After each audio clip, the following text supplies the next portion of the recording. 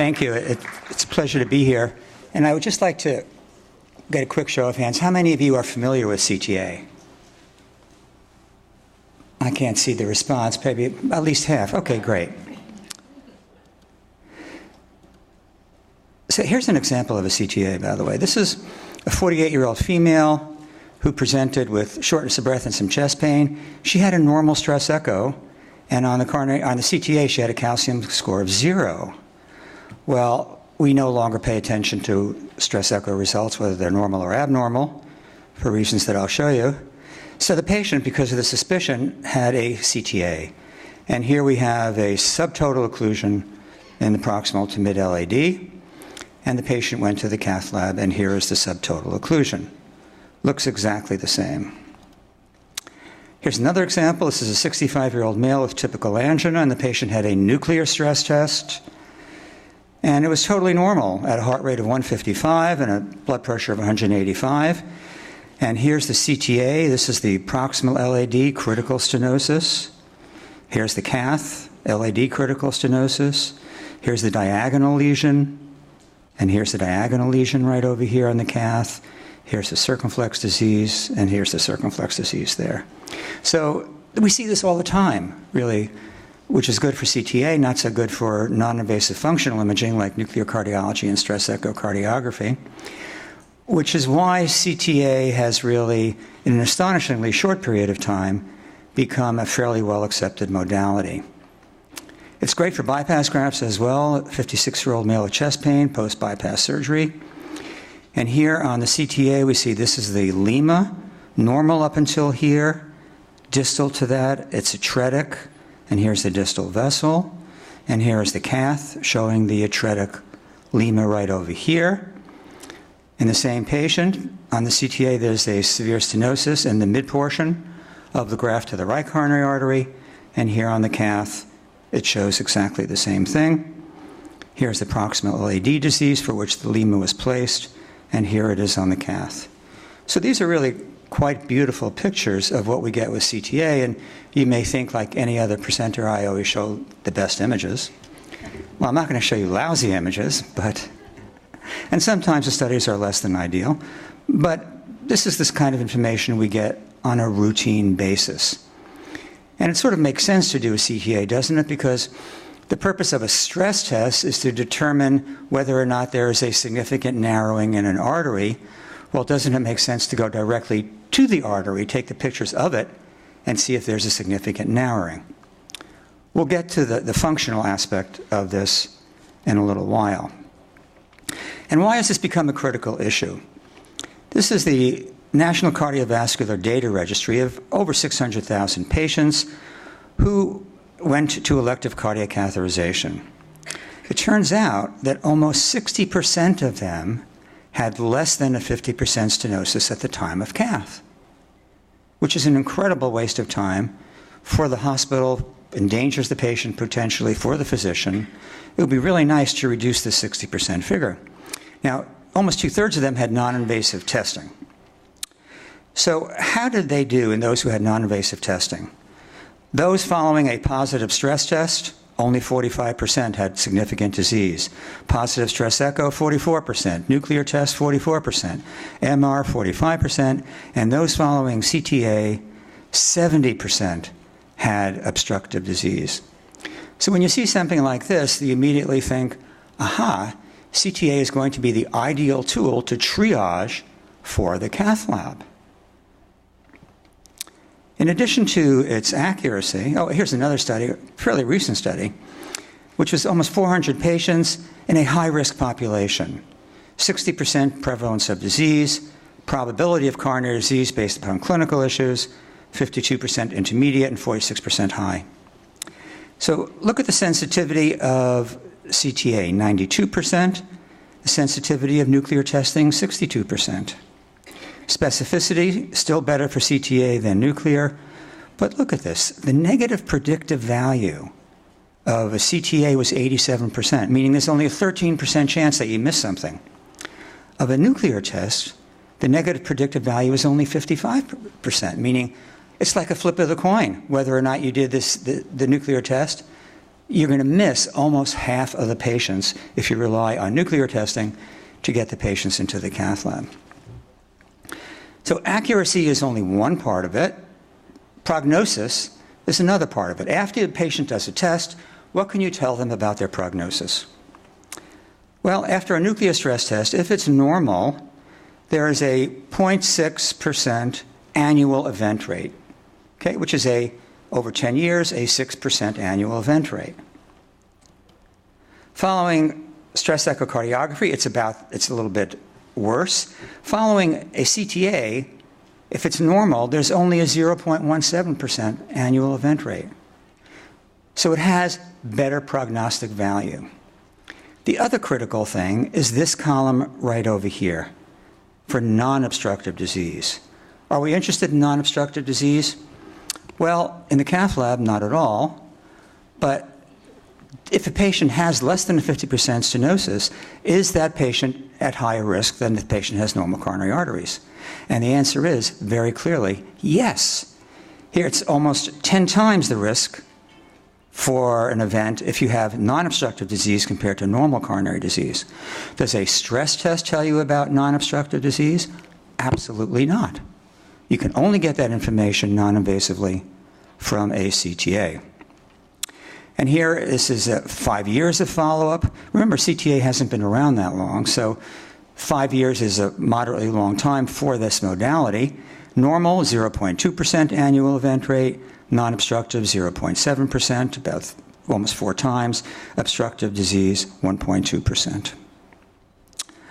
Well, we now know that we are an outcome-driven society, and especially in terms of cardiology, and you can talk about something being accurate, and you can talk about something having high prognostic value, but it's very hard to convince payers or the United States Preventive Services Task Force to approve something unless you can demonstrate that it leads to better outcomes, not just being a more accurate test, even though intuitively you think if it's more accurate and has better prognostic value, it will improve outcomes. This has actually been the problem with coronary calcium to date, which is a whole other topic for a different talk. But there have now been at least 4 trials which randomizes patients to evaluation by CTA versus usual care, which is some form of stress testing, and then follows them for a period of time. So here we have we have 14,000 patients, and the critical finding here is that the odds ratio for an event in patients who are, for a heart attack, for patients who are initially evaluated with CTA versus usual care of stress testing, the odds ratio is 0.69. That means there's a 31% lower incidence of myocardial infarction following patients who are evaluated with CTA. That, to me, is incredibly convincing. Yes, there is a higher rate of revascularization following CTA. Yes, there is a higher rate of PCI and CABG, both of them individually. But this is not, everybody says you do more PCI, you do more CABG. Well, you're doing too much. You're increasing costs.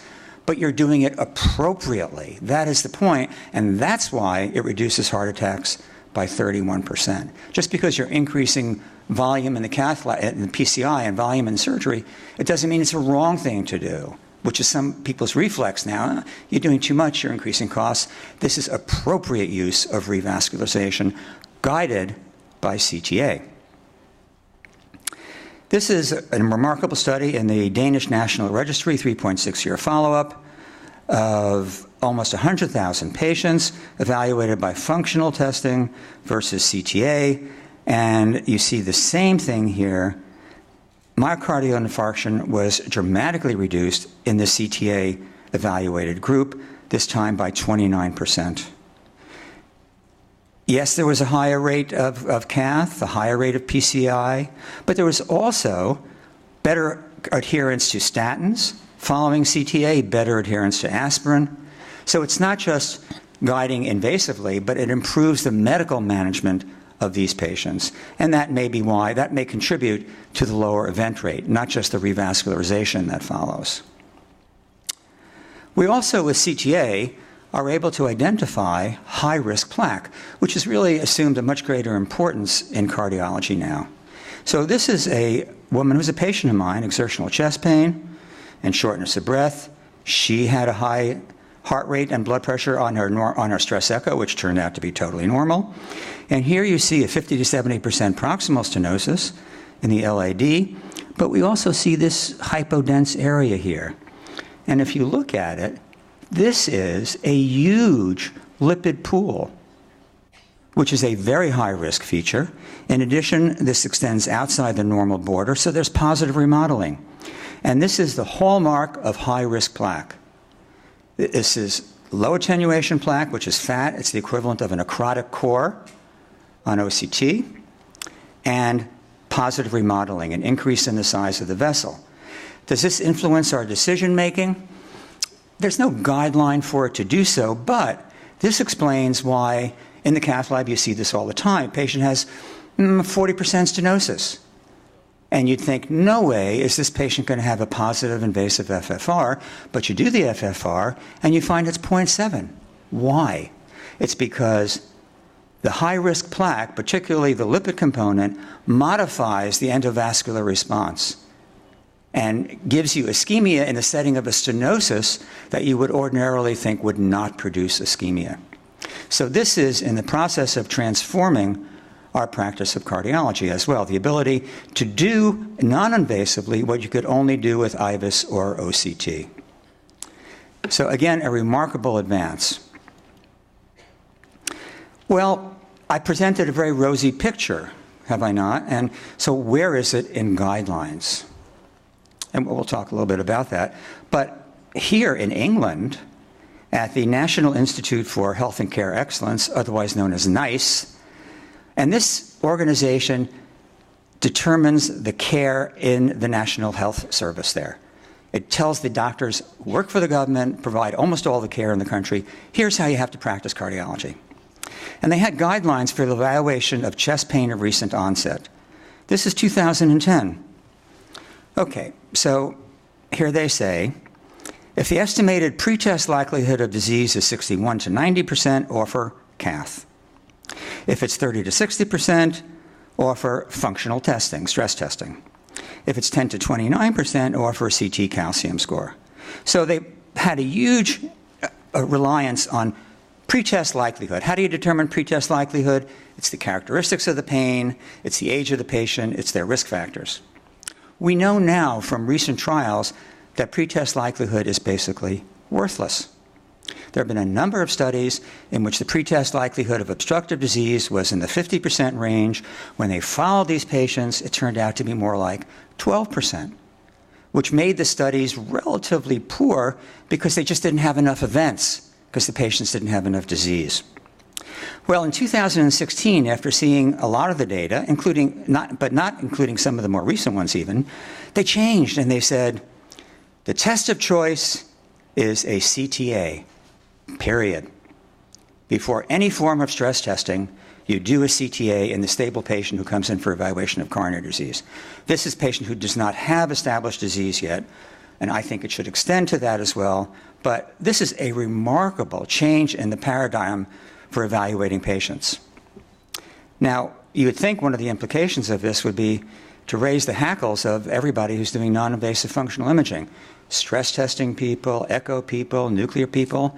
And of course it does. And when confronted with something that challenges their very existence, they defend themselves and they try and think of reasons not to do it. But you know, this is a national health policy in England.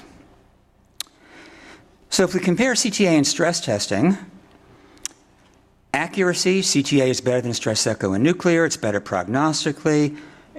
It's the only modality that gives you information about plaque and anatomy. It's a quicker test to do, less radiation than nuclear, of course, more than echo. It's a safer test because you are not stressing the patient. It's cheaper. It's remarkable how little reimbursement is for CTA. And it's the ideal test for obesity. And also it's great for other etiologies. Remember, you're doing a chest CT, so you pick up aneurysms that you didn't suspect. You pick up pulmonary emboli. You pick up lung cancer. You pick up atelectasis. It gives you an enormous amount of information. So when is coronary CTA indicated? Well, if you thought about doing a stress test, do a CTA instead. Contraindications, creatinine is high because you're giving contrast. Drug contrast allergy is not, but if a patient's having anaphylaxis had anaphylaxis, then I would probably do a cath rather than a CTA. We can also, in the single study, look for PE, look for dissection, and in a triple rule out, look for all three. So let's come back to function again. Remember, functional testing tells you whether or not, presumably, a lesion is significant. It may look bad, but it doesn't mean that it's going to reduce the FFR. So can the value of CTA, already superior to functional testing in accuracy, prognosis, and outcomes, be further improved by the addition of functional severity? And this is the hot thing in cardiology right now. It's calculating fractional flow reserve from a resting CT scan. And again, why is it important? We alluded to this. If patients have less than a 50% diameter stenosis, in the cath lab, 16% of them will have an abnormal FFR. If it's greater than a 50% stenosis, only 57% will have a normal FFR. Greater than 70%, 33% of those patients will have a normal FFR, and in the 50 to 70% range, it's a flip of the coin, only 50%. So you do need FFR. That's why FFR is so valuable in the cath lab, and that's why it's so valuable in CTA as well. So this is a technique which was developed by the use of very sophisticated computer analysis using computational fluid dynamics. You do not stress the patient. You just take the resting CTA, you attribute increases, hypothetical increases in flow that you would get from adenosine, but you don't give it. And then you calculate the FFR. Now, this sounds like magic, doesn't it? And I, as other people were, was very skeptical in the beginning. But here's an example. This is a stenosis on the CTA right over here, and this is on the cath. It looks pretty similar. And the FFR in this case in the cath lab was 0.74, and the CT FFR was 0.74. And you can calculate it any place along the vascular tree. Here is another stenosis here, right, in the right coronary artery. Here it is on the cath lab, in the circumflex. FFR on the cath lab, 0.84. FFR on the non-invasive CTA, 0.85. How does it do? Let's look at a meta-analysis of CTA and Ffr Ct with the other modalities versus invasive FFR. So CTA alone, without FFR, 90% sensitive. Specificity in these trials has always been low, and it's always puzzled me, and I'm not quite sure I believe it. If you add the Ffr Ct, you're dramatically improving the specificity. You don't change the sensitivity, but you improve the specificity up to 78%. Look at SPECT. Look at stress echo.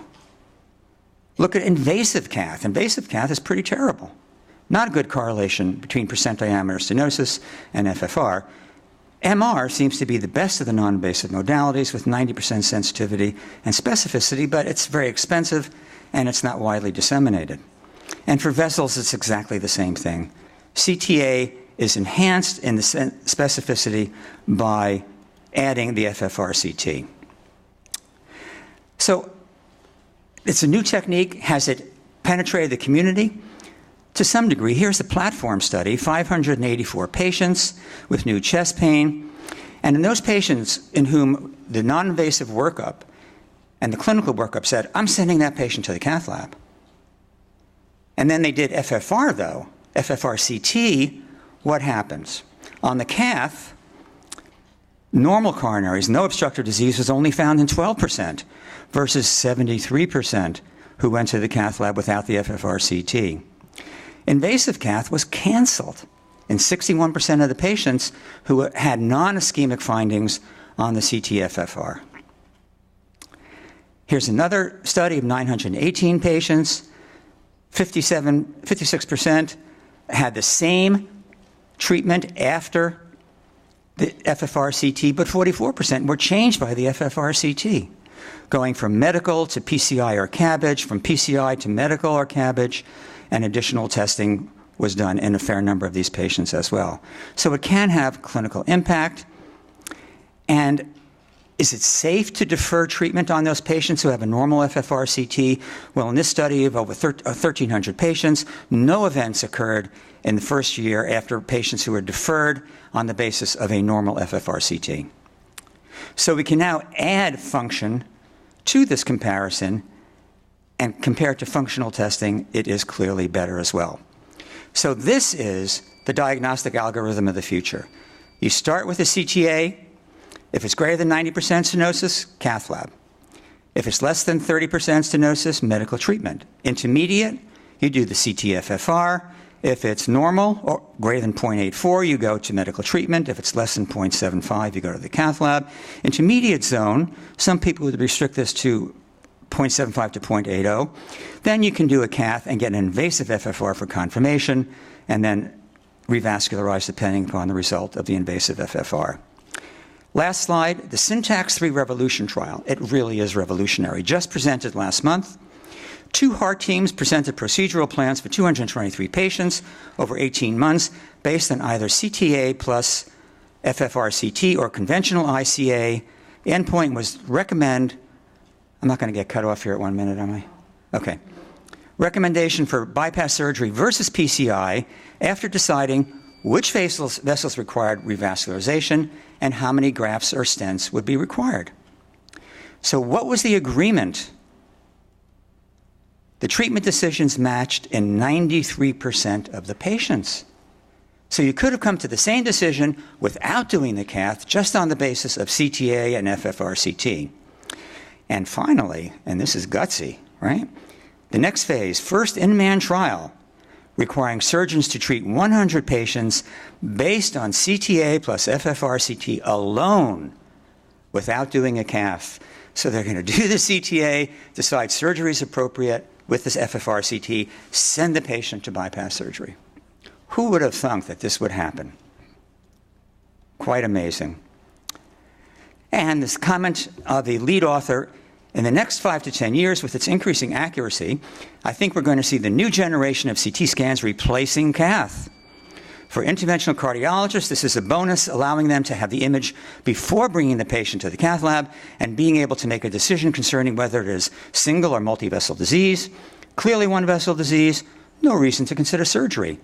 But when you know in advance that it's multi-vessel disease, you can immediately discuss with the surgeon based on the non-invasive imaging alone and go immediately to the operating room or the interventional suite to perform the intervention. That is a revolution. Thank you very much.